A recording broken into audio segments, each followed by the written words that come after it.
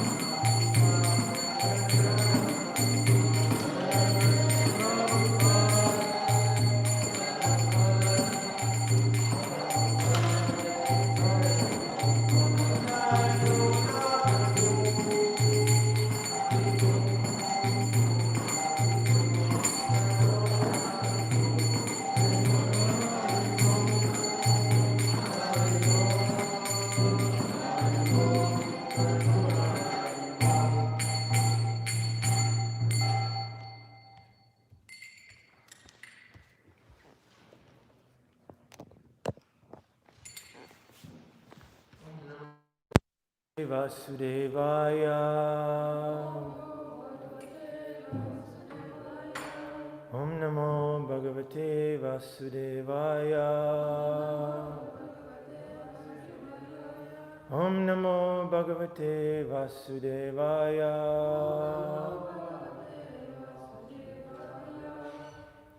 Good morning, everybody. Thank you for having me here. It's a big honor and pleasure and happiness to be here with you this morning to glorify Krishna, to read from Śhrīmad-Bhāgavatam. We're reading Canto 2, Chapter 6. Chapter is entitled Purusha Sukta Confirmed. Purusha means all-pervasive personality of Godhead, universal. Sukta means prayer. So reading about this universal form of the Lord, which is omnipresent, which is present in every corner of the universe, in every manifestation in the universe. We find this Purusha form of the Lord, universal form. Text number 9 and 10. Text number 9 doesn't have a purport, so I'm going to read Sanskrit, and then we do text 10 together. Text 9. Payuryamasya mitrasya parimokshasya narada himasya nirter mityor nirasya gudam smritaha. Translation by Srila Prabhupada. O Narada, the evacuating outlet of the universal form of the Lord is the abode of the controlling deity of death, Mitra. And the evacuating hole in the rectum of the Lord is the place of envy, misfortune, death, hell, etc. So it's a very graphic description. And this is what I appreciate Śhrīmad-Bhāgavatam for. It goes into detail describing the Lord. This is what we don't find in other scriptures. They kind of leave things like that out. But this is the beauty of Śrīmad-Bhāgavatam. It talks about sacred things, intimate things, in a spiritual way. This way we can satisfy our interest in such subjects. I can tell everybody has an interest in such things, because I am observing my daughter, she's 7, and all they talk about between the children in their little communities, private parts. And I have to interfere every once in a while. Stop talking about private parts. Are you talking about private parts again? They were trying to find the private part of a tree. Said, where is tree's such and such part? And they're very curious. So we all have that curiosity about how things work. And Śrīmad-Bhāgavatam is allowing us to meditate on such things in a pure and meaningful way. Like Narada Muni is the one who is being explained these things to. And Narada Muni, Srila Prabhupada says, is a great saint. He's traveling all over the universe, asking questions, conveying important news. This happened in this part of the universe. He's telling everybody what's happening where. And Srila Prabhupada says that Narada Muni is the right person to communicate important news because he knows the meaning of the events. So when we read about things like, private parts or the universal form of the Lord, we are hearing them from the right source, from the person who knows the purpose of knowing such things, not just it's not just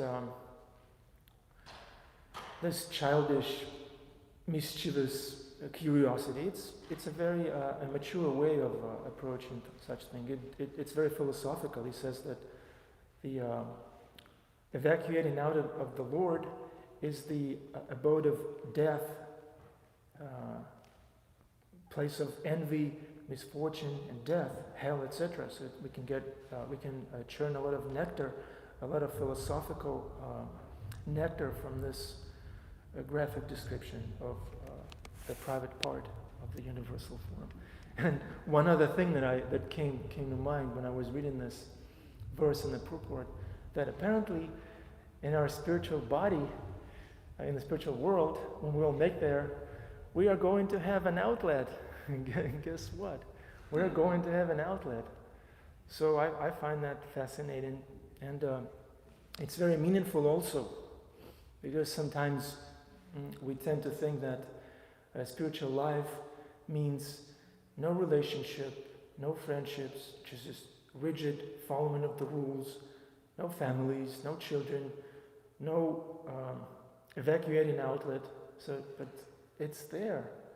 We only have an outlet because the original outlet exists in the spiritual world. So therefore, we can understand that the opposite of the miseries and tribulations of this world is not this voidness, is not lack of interaction whatsoever. It's not lack of body, it's the spiritual body, it's a spiritual outlet. And the difference between spiritual life and materialistic life is not geographical, it's not a geographical thing. It's a matter of serving Krishna. If you're serving God, if you're doing everything in the service of God, then you are in the spiritual world and you live in spiritual life. And if you're not, if you're covered by the modes of nature, means ignorance, passion, and goodness, if you're doing what you're doing to please your senses, or to please someone else's senses, or to keep up with neighbors or something like that, then you're not in the spiritual world. So, spiritual world is is when we serve Krishna. So we can have spiritual body right now. We can transport ourselves into the spiritual world right now by doing what? By devotional service. It says in the Bhagavad Gita, Yat karoshi yadashnasi yajohoshi dadasya yat tapasya sakantya tat kurushva madarpanam. Whatever you do, whatever you eat, whatever you offer or give away, or whatever austerities you perform, do it, a son of Kunti, as an offering to me. So it says, whatever you do, Yat karoshi, wherever you are, we may expand like that, wherever you are, whoever you talk to, do it as an offering to Krishna, and you're going to have spiritual body, you're going to have spiritual variegatedness, spiritual family, spiritual relationship. And we can even take it a little further. I guess I can ask it as a question. What is the what do you think is the opposite state of material struggle? What's the opposite of having material struggle? Struggling in the material world. What's the opposite of that? Spiritual? Spiritual peace? Very close. Not the right answer. Not exactly what I'm looking for. So let's keep trying. Spiritual struggle? Spiritual struggle, yes. Spiritual struggle. So we may understand how devotees are eager to serve Krishna and undergo austerities, undergo difficulties, take up challenges in service of Krishna. Therefore, devotees are not escapist. We're not running away from the world. That's a very common accusation that devotees sometimes get. Right, Divyangi? Right? You get that? Doing books? Do people tell you, like, get a job or something like that? Yes? How do you feel? And what do you say to them? I said that I have the best job in the world. You have the best job in the world. Yeah. Adipusha Prabhu was once challenged by his own mother or father. He said, why don't you just get a real job? And he told her lovingly and jokingly, Mom, I work for God. God never goes out of business. So many businesses, so many operations are going out of business now, this day, with the pandemic and the lockdown. But Krishna isn't going out of business. So we're not trying to avoid working in the world. We are working, but what we have to change is our consciousness, our attitude, what we're working for. Who is this person that we're trying to please? Are we trying to please our materialistic boss? Are we trying to please the local authorities? Are we trying to please our neighbors? Are we trying to please our parents? Or we're trying to please our guru, someone who loves us for who we are, who doesn't want anything from us. Srila Prabhupada once told his disciple, I can't remember who it was, maybe Brahmananda. They were discussing some service that entailed some difficulties and austerities, and Brahmananda was a little reluctant about doing this service. And then this devotee, I'm not sure if it's Brahmananda, but this devotee got a little emotional, and to the point of like, Prabhupada, I can't do it. I can't do it. What do you want from me? Almost to that, something to that effect. And Srila Prabhupada told him, I just want you to be happy. So it's not that Prabhupada wants us to become this or that or do this or that. He just wants us to be happy. That's a person worthy of our attempt to please. Our parents, they love us, but that love there's a mixture of agenda there.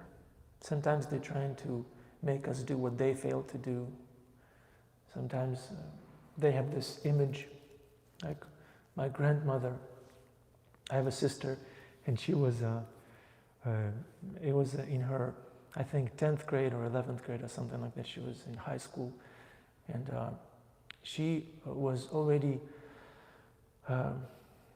becoming disillusioned about this world. She started having her doubts about this whole idea of getting an education, get a job, and work, and then die.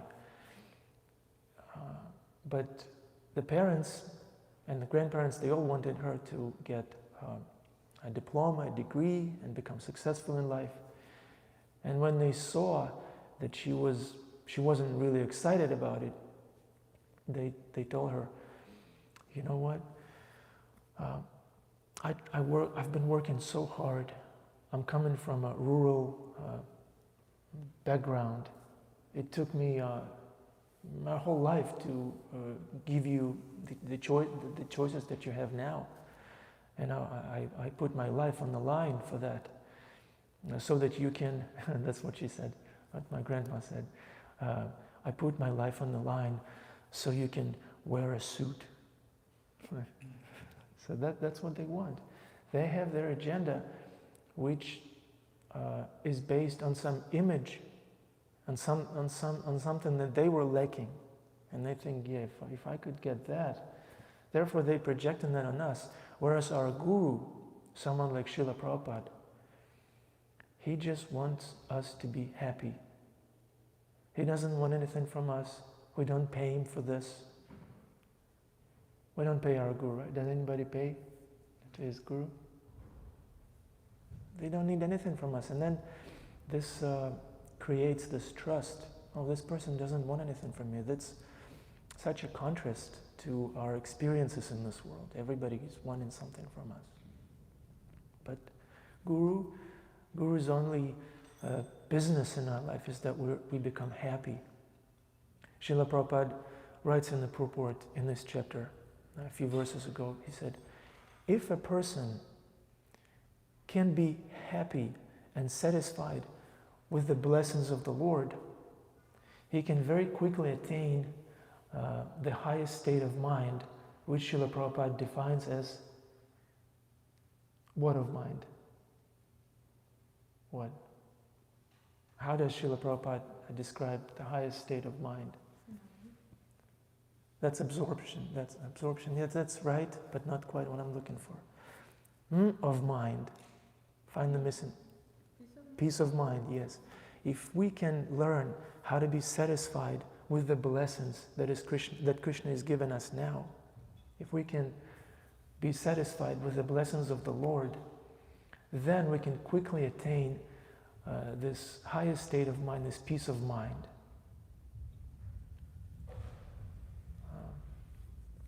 Okay, so let's go to verse number 10. Verse number 10.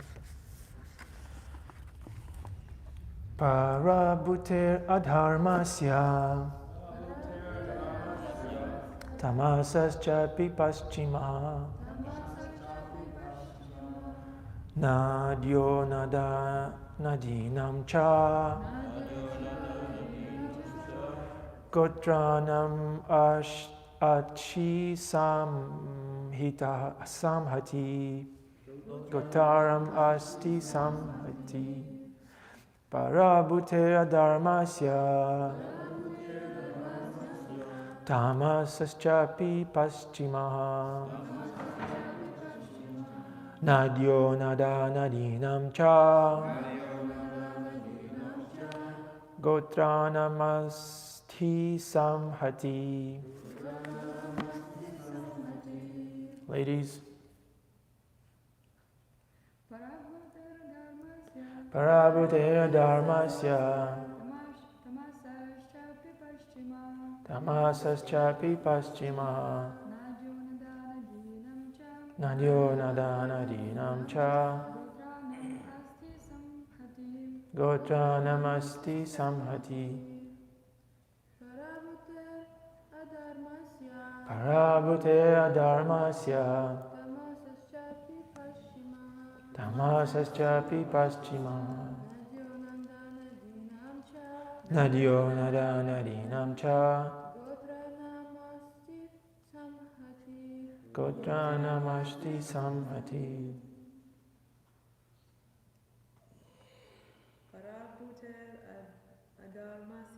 Parabhutir adharmasya tamaschapi paschima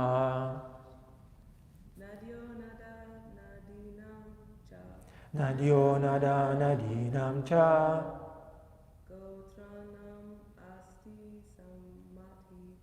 gotranamasti samhati. Nice. Gentlemen.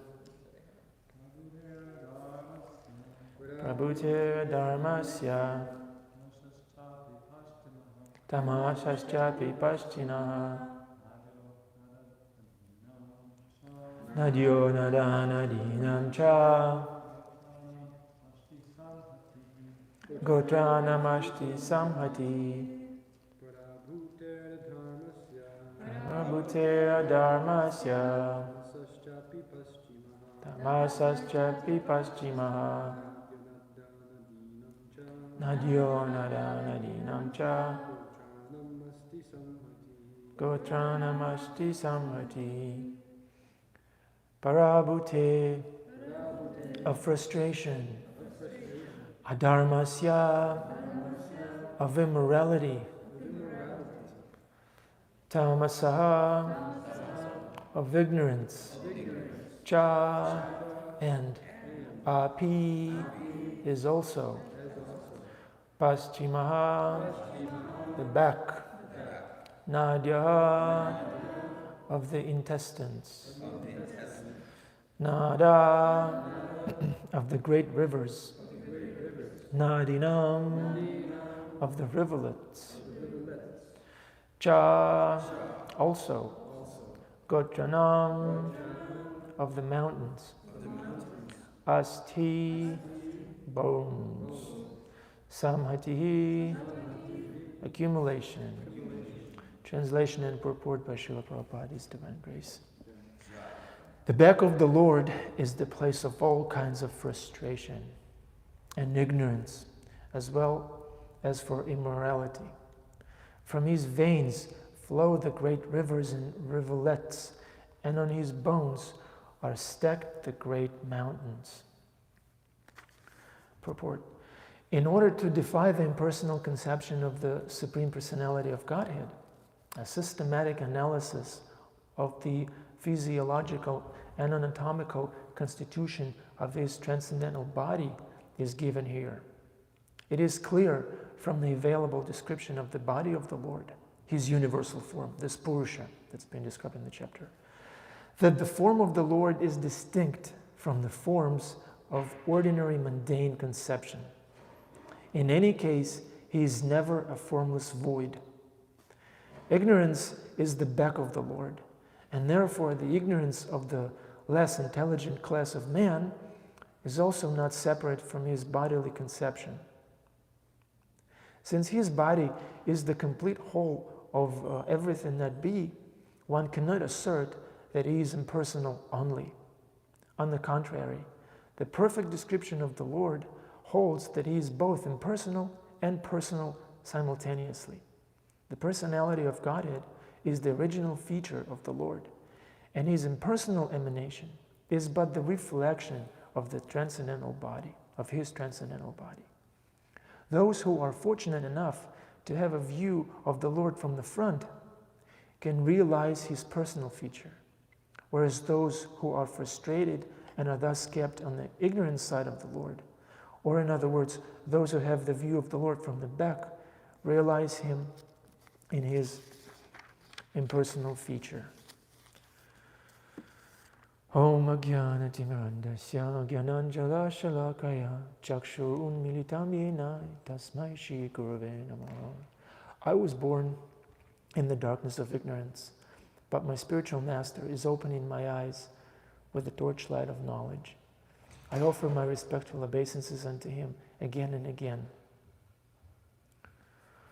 Nama Om Vishnu Padaya Krishna Pristaya Putale Shrimati Bhaktivedanta Swami Niti Namine.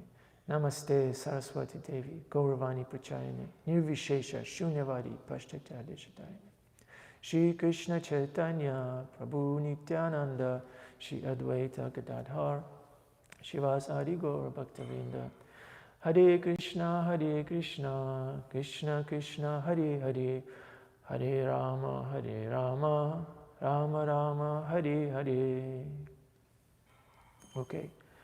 So, according to Srila Prabhupada's purport, what is the purpose of Śhrīmad-Bhāgavatam describing this universal form of the Lord?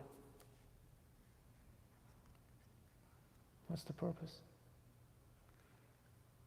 People were like less capable of understanding like God as like an actual person and so. Yes, exactly. To show that God is a person, that he's not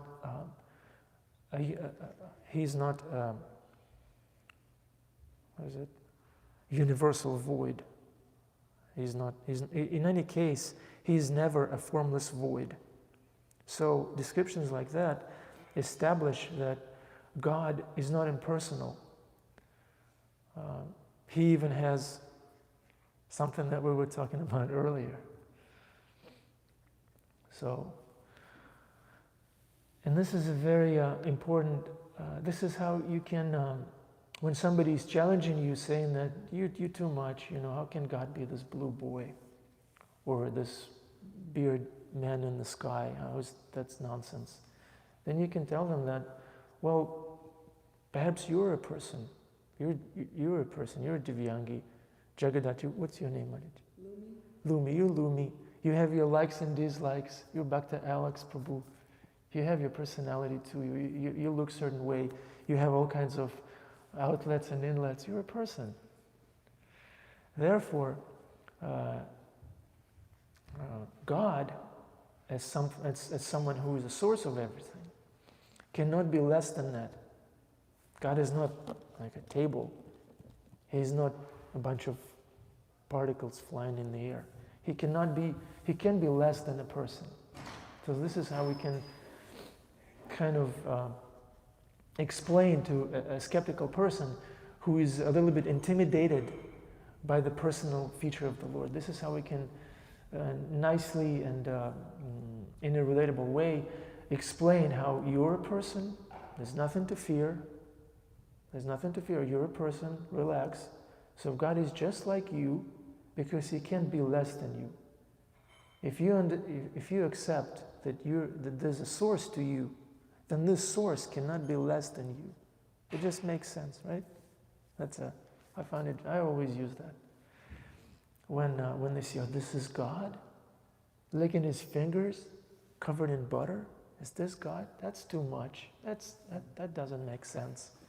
And then we can explain like this, like you're a person, because a lot of times preaching, sharing Krishna consciousness, sharing this knowledge of spiritual life, of devotional service, has to do with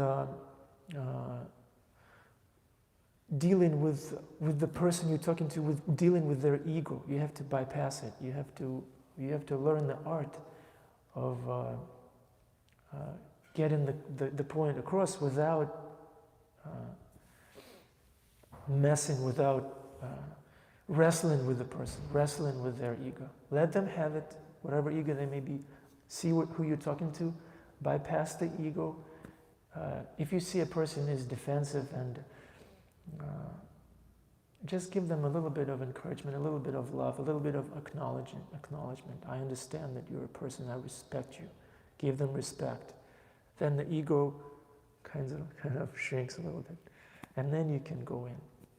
But if we challenge them, if we see, oh, this person is nasty, so let me challenge him. We're not getting anywhere with our sincere attempt to share Krishna consciousness. So it's important to bypass the person's ego. And a good way to do it is to tell them, is to relate to them. You're a person, you have eyes and everything, so therefore God can be less than that. So the whole purpose of this purport, of this description, according to Srila Prabhupada's purport here, is to illustrate how God is a person, how the opposite side of this troublesome material world is not the lack of social interaction whatsoever, but spiritual interaction, spiritual struggle even, spiritual family, spiritual everything. Let me go to my notes, unless you have questions or comments. Krishna Kripa Prabhu. Another feature of this description is that our consciousness becomes purified when meditating on God, the Supreme Person. So this is a way of meditation. This Right. description is a way we can meditate on the form of personality of God and become purified. Yes. For people who are ready for this Krishna form. Also, as far as Krishna being the cowboy thing with food, and people having difficulty accepting that, even Brahma and Indra had doubts about that, so it's not a surprise. Even Brahma and Indra had doubts about that. Right. So it's not a surprise that, Kali Yuga and the Kamis have difficulty with it, Right. The greatest personalities in the Śhrīmad-Bhāgavatam question about that. It's really true. Yeah. Srila Prabhupada used this example of the Prime Minister of the United Kingdom. Somebody was there to see them, and they had an appointment, and then they were waiting for, the secretary told him, you have to wait, he's a little busy, and the person was waiting and said, what's wrong with this Prime Minister? I'm here to see him, and it's been hours since I've been here. And then he opened the doors, and he looked into the Prime Minister's room, and he saw the Prime Minister on his floors carrying his son or his grandson on his back, playing the horsey. So that's Krishna. That's all he does. So we can explain like that also. That God is his only business is to exchange love with his devotees in most intimate ways. There is an aspect of God that punishes. Death is also an aspect of God. We read in this purport that God has this aspect of envy, misfortune, death, hell. It's also coming from God, from his outlet. That's the realm of that stuff. So it's also related to God. Everything is coming from God. Therefore, in our life, when we face some difficulty, some difficult situation, some trouble, we should train our mind, and it may take years of practice. We should train our mind to see how this is not coming from this person or that person, how this is coming from Krishna. This is coming from Krishna. And this is for my upliftment. This coronavirus is not coming from China. It's coming from Krishna. Krishna got our attention so we can understand how this world is not really a place for us to settle in, to get comfortable. It is a place for us to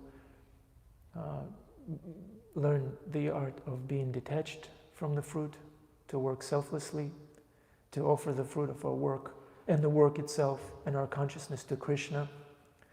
It's the place where we take up spiritual responsibilities, where we assist our Guru in sharing this Krishna consciousness, this wonderful gift of Krishna consciousness with others. And that's troublesome. But this is a very meaningful, very, it's a struggle that is full of life. This is a very nice struggle, because in one sense, when you try to pay your bills for your apartment, it may get a little stressful, especially when so many people are losing their income and everything. But when you look at it as your service, I'm not paying my bills, I'm paying Krishna's bills. I'm paying Krishna's bills. It immediately puts you at ease. It's not my struggle. I'm not gonna, it's not a question of my life and death. I'm not gonna die. I'm paying Krishna's bill. It's Krishna's bills. It makes it so much easier. Or if something difficult is happening, we may think, oh, this person is such a nasty person. Why is he doing this to me? I don't deserve it. But we can look at it as, this person is Krishna's messenger. He's here to communicate a message to me, something that I need right now. I need to learn this thing right now from this person. Thank you, Krishna, for now. Let me engage it in your service. Let this purify me. Let this purify me. That's a wonderful prayer, right? Let this purify me. Okay. So we've discussed how everything is coming from God, how the opposite of material trouble is not the absence of trouble, but spiritual challenges, spiritual troubles, which are ecstatic by nature, which aren't really troubles, since they're connected to Krishna. I like how Kaustuba Prabhu describes this. He says that the impersonal doctrines, they teach you this peace of mind thing, that where you leave this troubles of the material world behind and you attain to this zero plane where there's nothing, you don't love anybody, and therefore you're not afraid to lose anybody like that. And he said, but that's not, it's like when you are when you have this big debt, you owe so much money, and to get relieved from that debt doesn't mean to have zero balance, because you're going to go in debt again if you're at zero. The opposite of being free from debt is to have a positive bank balance, is to have some money in the bank. So the opposite of this dark well of the material world is not this thing where you don't have a family, you don't have friends, you don't have anything. You have all those things, but they are engaged in the service of God. Mother Malati, she was one of Srila Prabhupada's early disciples, one of the first disciples, the wife of Shyamasundar Prabhu. And she remembers, I don't know, I think she was into shoplifting a little bit, and she shoplifted Jagannath, the first Jagannath deity from the shop, and they were stealing butter from a truck there was a truck delivering butter to some other place, and they were scraping the butter from the back of the truck, stealing. And Srila Prabhupada saw that, and he said, Krishna was a butter thief too. So he didn't tell her, stop this stealing, stop this mischief. And she reflects in her memories. She says, Srila Prabhupada said, there's no question of you stopping anything. There is no way you can stop anything. We don't stop, we replace. We replace our mundane friendships with spiritual friendships. We replace our materialistic boss with spiritual boss, with Krishna, with spiritual master, with our devotees in our community. Srila Prabhupada says, there is no way you can stop anything. You can't stop, you replace. You replace your bad habits with good habits. Yeah. Any questions? Reflections? Okay. Okay, and then, so we are in this world, and this world has, it's always about some difficulty, and it's also about pleasure sometimes. And sometimes we think that pleasure is bad. We drift into this Puritan mentality where we artificially shut down all our, prematurely shut down our needs, our pleasure-seeking tendencies and things like that, thinking that pleasure is bad. But Srila Prabhupada says here, in this chapter describing universal forms, genitals, Srila Prabhupada says, pleasure potency is not false. It's not false.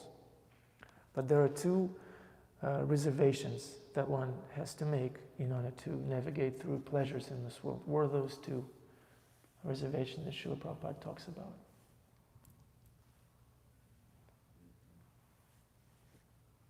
How to enjoy pleasure in this world properly.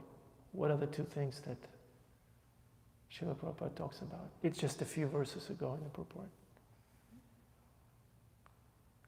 You can guess. Don't be rigid. Controlling the tongue. So, the proper way to enjoy your senses is to tongue.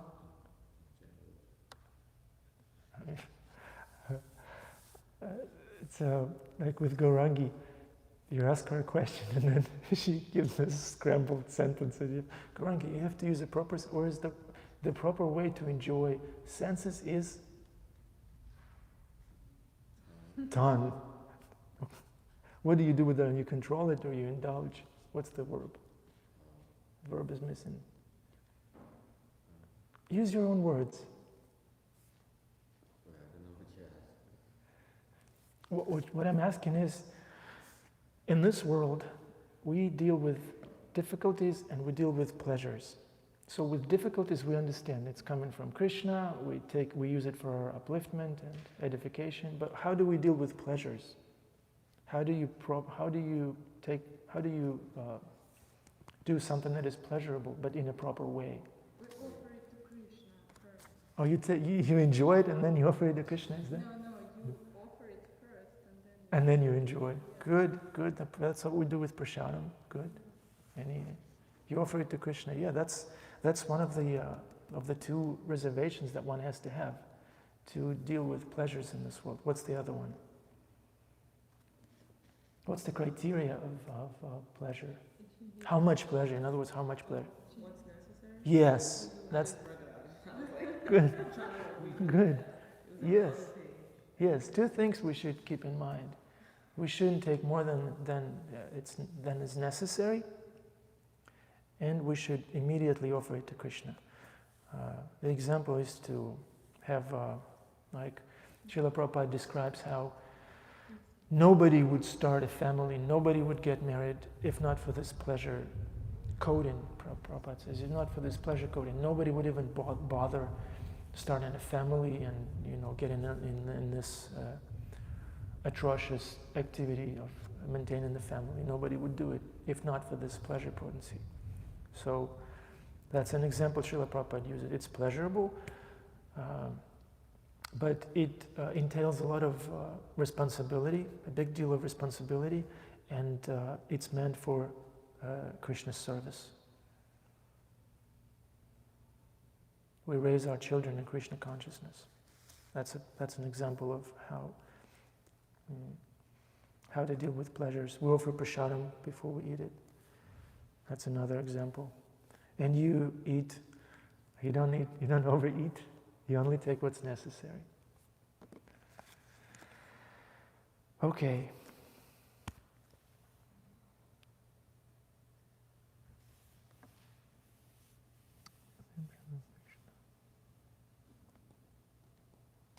Okay.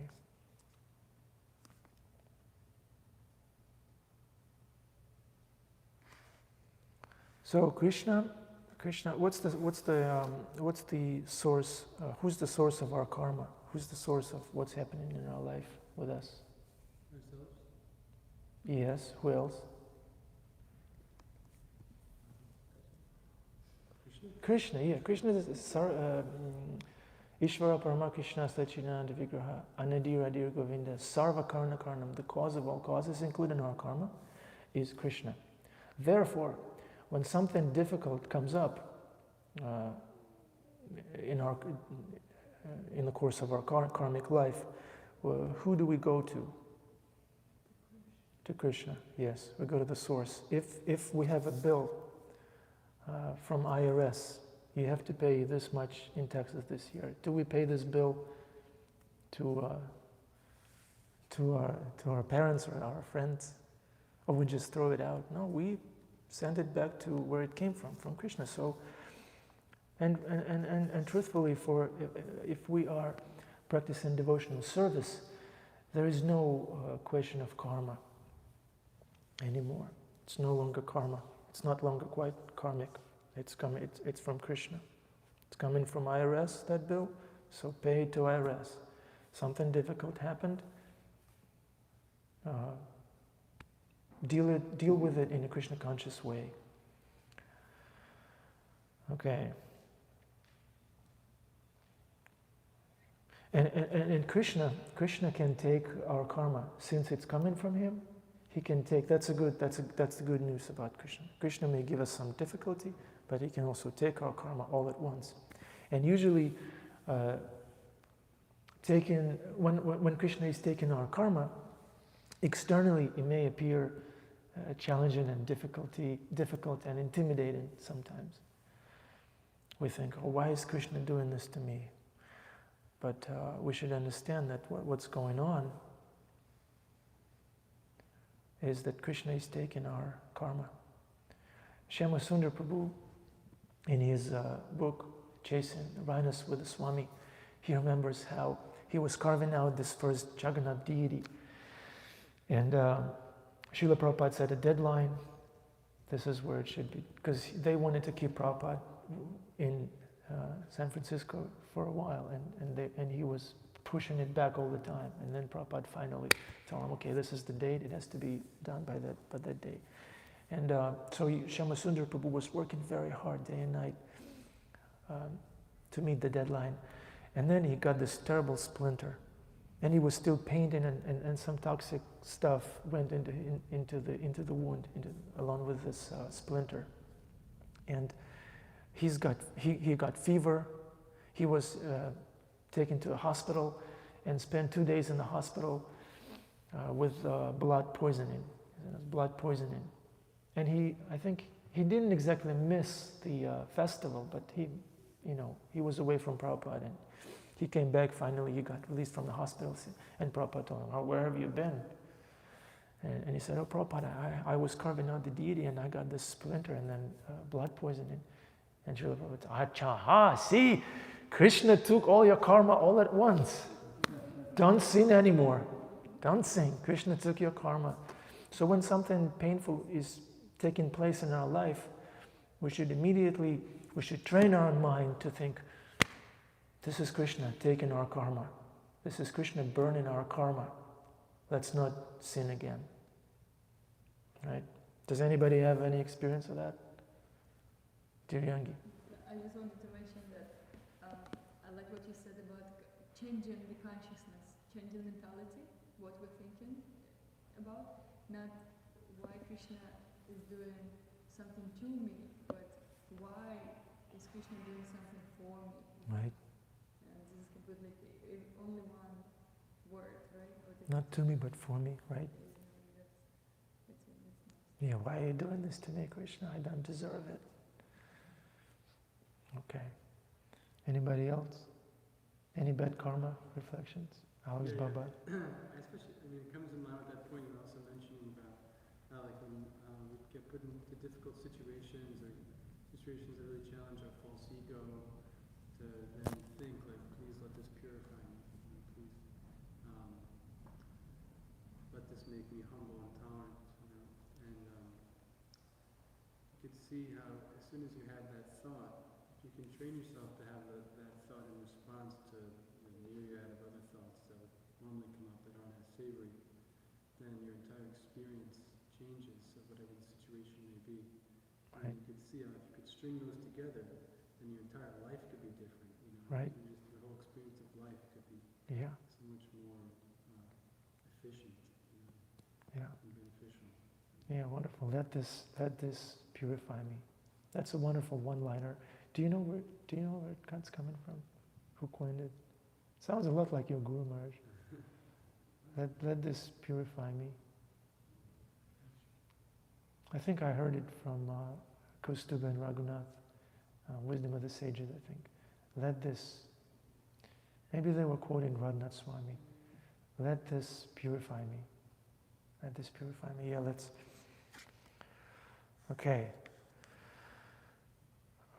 Okay. So yeah, when we deal with the material world, sometimes it seems massive, like a massive beast that we're dealing with. But then, in a split second, it's gone. So the material world may appear very intimidating and massive, but it can be destroyed very quickly, very easily. It's like, I share this in every class, but what can I do? It's my predicament. I have this reoccurring nightmare. I have it like once a month steadily for the past maybe like 5 or 6 years or something. Especially when I take too much prasadam before going to bed, I have this reoccurring nightmare. So I had this nightmare just 2 nights ago. Again, same thing. You want to know what it is? Yeah. You know what it is, or you want to know? You want to know? Okay, yeah. My nightmare, my reoccurring nightmare, is that I went back to my old job. Then I'm in the cubicle again, dressed up in the suit and the tie, and I have a manager and I have deadlines, and I start suffocating literally. I have difficulty breathing. I said, why? And so I'm in this cubicle in the office. I have a deadline. I'm working on it. And I got this shoes and suit and everything. What the hell am I doing here? Why am I here again? I can't believe I did it. Krishna, I can't believe I came back. I can't believe I went back there. And this image of massive beast, there's a massive pile of papers I have to go through and, with my project. It's just so, and the air is stuffy. You can't breathe. And it's really, and I have this deep feeling of regret that I've done this again. I've done this again. I went back to that job. It was a good job, in terms of, I didn't have to worry about my bills and everything. But it's just so dull. It's so limiting. It's just physically painful. And I'm thinking, why have I abandoned the association of the devotees. Why have I abandoned my service? Why did I go back there? It's like, but as soon as I'm up, I have this relief. Oh, it was just a bad dream. Just a bad dream. I didn't enter that job again. I didn't quit my service. I didn't quit my association. Thanks God. So this is our material life. It can be abandoned just like that. It can be quit just like that, like a bad dream. You wake up and it's gone. That's a spiritual life when we get up. So it may seem massive, it may seem very real, it may seem very intimidating, but as soon as you wake up to Krishna consciousness, as soon as you wake up to devotional service, it's gone. So material world may seem to be massive, intimidating, difficult, but it can be defeated very quickly, very easily with this, like a bad dream, like a bad dream. We just have to choose to wake up. And waking up is something that we do every day. We have to make this choice every day. It's not that you only wake up one time in life and then you awake for the rest of your life. No, it has to be done every day.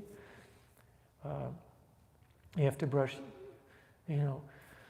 what's the word they use? Yeah, your teeth feel yucky every morning. Right? I was just watching this children's video. Your teeth feel yucky every morning, so you have to brush them every day. So our mind feels yucky every morning. We have to make this choice. Am I going to choose Krishna or this bad dream? Am I going back to my bad dream? Stuffy room, cubicle in the office, boss setting the deadline, staff meeting, spreadsheets, and all these other nightmares things. Or I'm choosing to brush my teeth, brush my mind, kick my mind if necessary, walk into the shower, sit down, chant my rounds, read Śhrīmad-Bhāgavatam, serve the devotees, glorify Krishna. That's our choice. And this is how we defeat this massive beast. It only appears massive. You can pop it easily. Pop. Hare Krishna, pop, and the beast is gone. Okay, any questions? I don't have a question, but I have something to say.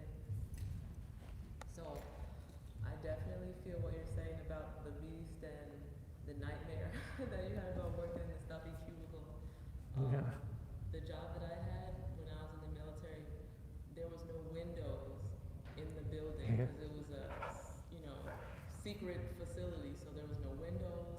There was barbed wire fences and codes to get in and out. And so I remember being in England and just going to work at, in the morning and it's dark, and then coming out after work and it was dark again. Oh. And it just seemed so atrocious. stuffy, smelling that stagnant air. And I remember my awakening, during the military, and then I just looked around I don't belong here anymore. And it took me, the process was years, but once I made the decision to leave, I was on my way to work at the embassy in West Africa. And at that point, I had gone through the whole process and got this diplomatic passport, and they put so much effort into it. And I had to gain the courage to tell them that this is not the life that I want anymore, and I don't support this mission. And I was scared and I was shaking to stand up to my bosses, but the day that I did, that day they let me go. They just put me in a different building. And it was my life started changing ever since then, and it took the next year to get out completely from the military. But once I did, it was that relief, when you woke up out of that dream. Yeah. And sometimes, even when I got out into the world and I'm figuring out okay, what do I do now? Because I've been in there since I was 18, and I got out at 27. So figuring out my life and, thinking, okay, well, how do I make money and how do I survive in the material world? And slowly but surely, I just kept decreasing my expenses in the material world, and that freed me to be able to get into more spirituality. For example, I let go of my apartment. I said, you know what? I don't even want an apartment anymore. I'm just gonna get a van, and I'm gonna do van life and live in a van. Van life. Are, this much now, so I can spend all this time here. Nice. Because I don't owe the material world anything. I don't have to pay, so much. So I struggle sometimes with, maybe I need to be working a little bit more to make more money, or, but then I realize I don't want to go back to that life of deadlines and bosses and people breathing over my neck. I just want to be able to serve and, with my heart open and to be able to breathe. And it's worth it not having so much material stuff because this is way, way, way better. Right. I just wanted to share that, my experience. Thank you, wonderful. Do you still have nightmares from your military time? Yes. Yes, I do, because I still know people in the military, and when I was getting out, I asked my mom, I said, you're always bragging about me to your friends, like, oh, my daughter, is this, whatever. And I said, but when I get out, like, are you still going to be proud of me?